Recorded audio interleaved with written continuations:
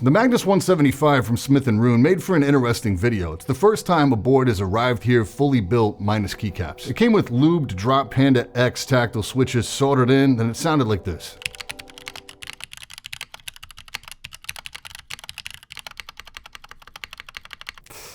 Now, I'm openly not a fan of those switches. They're brittle and metallic sounding, but how much of that sound test was the switch and how much was the board? The answer to that is actually pretty surprising, but I had some work to do.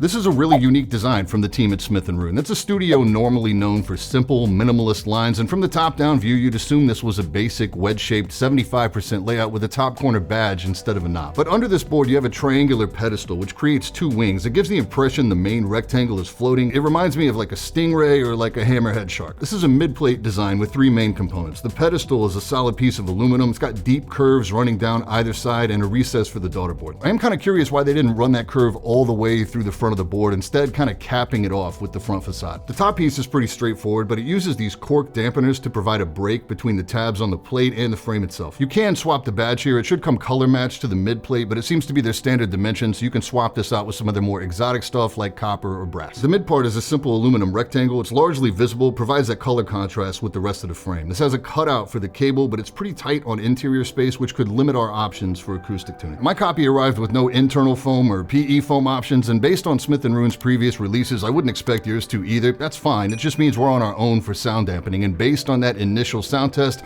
we're probably gonna need some. I don't know if this is just the pre-production prototype, but I did notice that you can see all the way through this keyboard straight to the desktop on both sides of the board. Might not be a big deal to anybody, but definitely worth pointing out. This did arrive soldered, so the legends at Smith and Rune overnighted me a new PCB and plate, so I didn't have to desolder. Plate material is aluminum, and it's geared for a 7U bottom row. On the PCB itself, you do get plenty of config options, including ISO, but this plate is specifically geared for ANSI. This particular setup allows for a choice of either stepped or regular caps lock, split backspace, and your lower left mods can either be a 2 or 3 key config. There's also a Smith and Rune logo in the side of the plate that functions as a mounting point, which I thought was a pretty cool little touch. PCB here is designed by Gondo. It's got no flex cuts, which is refreshing to see. It's also fully backlit. That's going to allow for a polycarb midplate with underglow, which I'd really be interested in from both a sound and aesthetic standpoint, but will again limit your sound tuning options so you don't block those LEDs. This is QMK and VIA compatible too. I don't have final pricing or a complete options list yet, but I would not expect this thing to be cheap. For switches, I went lubed and filmed GAT Inc. V2s. They have a tendency to make boards sound good, and they're pretty standard. Like, a lot of people know what they sound like, and I hadn't seen any builds or sound tests out there with them yet. Stabs are GAT Incs as well. Here's where we landed.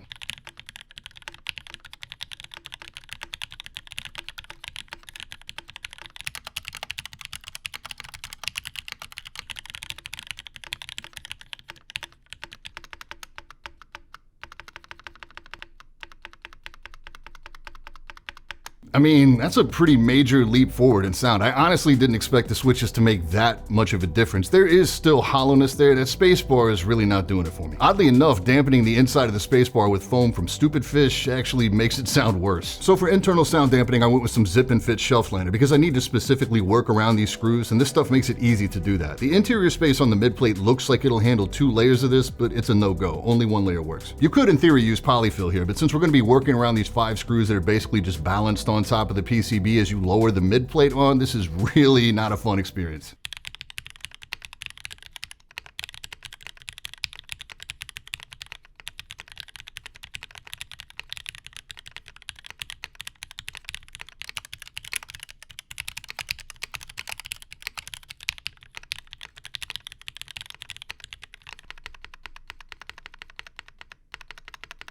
For me, it's still the inks for sure. The Pandas are still trash. The dampened version finally does get the spacebar right here for me, but the alphas sound a little bland. I think the design of this board is definitely going to lend itself to a lower pitched switch. And sound is totally subjective. I'm just having a hard time landing on a config here that really does it for me. The typing experience itself is stiff. There is 0 flex or bounce on this board, so if that's something you're into, this might not be for you. It's got an 8-degree typing angle with an 18mm front height. Fully built, this all aluminum version weighs in at about 3 pounds, 6 ounces, or about 1.5 kilos. kilos. The big question everybody had when they saw this design is, does it tip? And the answer is, yeah, if you want it to. Under normal use, even really gorilla hand typing, it's perfectly stable. If you get on the escape key really hard, you will get just a little wobble. This occurs to an even lesser extent on the home key.